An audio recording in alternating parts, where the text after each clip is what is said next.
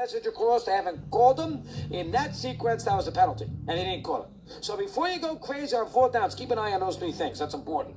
Secondly, and I'm supporting Tomlin in that scenario, and Daly, when I don't even like Tomlin, but in this case, I'm going to support him. The second thing I'm going to make this point on is this. The idea now that we are going to yell and scream because Tomlin went onside late in the game, down by 7, and how dare he, blah, blah, blah, worst thing I've ever seen.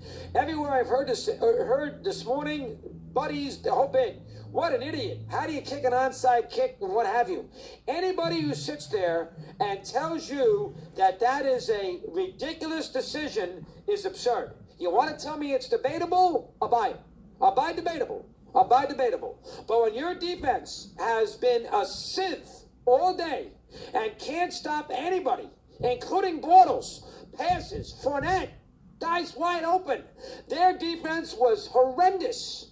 When you have that bad a defense in that kind, their defense stinks anyway, but when you have that bad a defense in this kind of game, you cannot scream and yell when the coach decides to try an onside kick. That you can't do.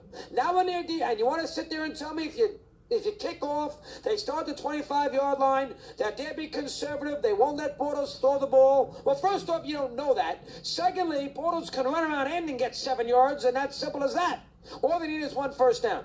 So the idea that all of a sudden Tomlin, upset the football defensive gods by trying an onside kick is absolutely ridiculous. First, and the other thing you got to remember about onside kicks, now this is a disastrous onside kick, but normally the kicker who kicks an onside kick is not going to kick it 3 yards, hit his own teammate and get a 5-yard penalty to boot. Normally, the ball's going to go at least 10, 12 yards. And if it goes 10, 12 yards and they recover the Jaguars, they still have the ball at the 43, 44-yard line, which means you still have to get a first down.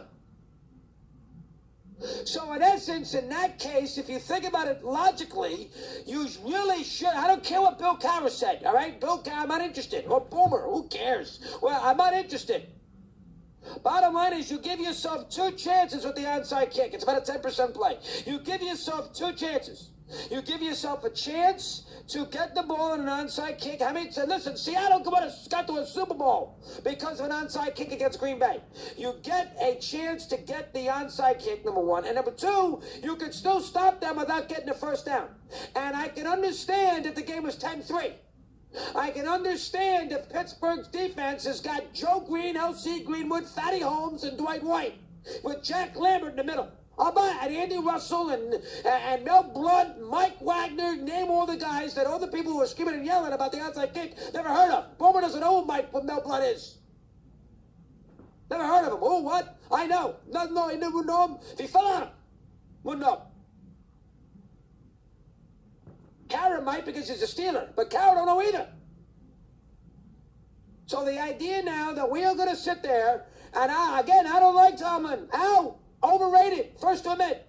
But I cannot kill him on that. I'll grant you it's debatable. If you want to keep the Bluebirds away and you don't want to get second-guessed and you just want to kick off in that sequence and you want to sit there and, make Jacksonville get a first down from their own 25-yard line and let's see if Bortles can figure out a way to gain 10 yards and then he's going to punt, fine. You can argue that. And if you do it that way with you having 2 timeouts and a 2-minute warning, you got a good chance, if all went well, to get the ball back with no timeouts in about a minute 30, minute 40 with a chance to tie the game. 1 first down, you lose. Fournette ran for 130 yards and destroyed the Steelers all day long. Destroyed them. Bortles scrambled all night. Destroyed them. Marcus Lee destroyed them. T.J. Yeldon destroyed them. The fullback caught a touchdown pass. The rookie receiver who wasn't drafted set up a touchdown. All the fourth quarter. They had a 7-point lead, not 3. So they wouldn't have lost if Pittsburgh tied the game up. So I think they would have given Bortles a chance for a completion in that sequence. Knowing that the worst they were going to do, that the best they were going to do anyway, was 3 runs and a punt, and Pittsburgh's got plenty of time, I think they would have let Bortles throw the ball. Because he throws 1 6-yard completion, the game is over. So I don't have a problem with it. I understand it's debatable, but it's not stupid. Not when your defense has allowed 45 points in the game. That I can't sit there and listen to. That I can't. That's not fair. That's not fair.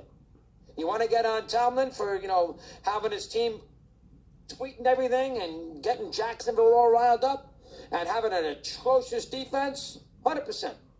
100%. But I can't get on him for and don't go crazy on fourth downs. The one fourth down should have been a penalty and an automatic first down. It was a terrible non-call. And two fourth downs resulted in touchdowns, one of which happened in the fourth quarter where they had time to get a first down and move, and he threw a touchdown pass to Brown. Left side, deep, bomb.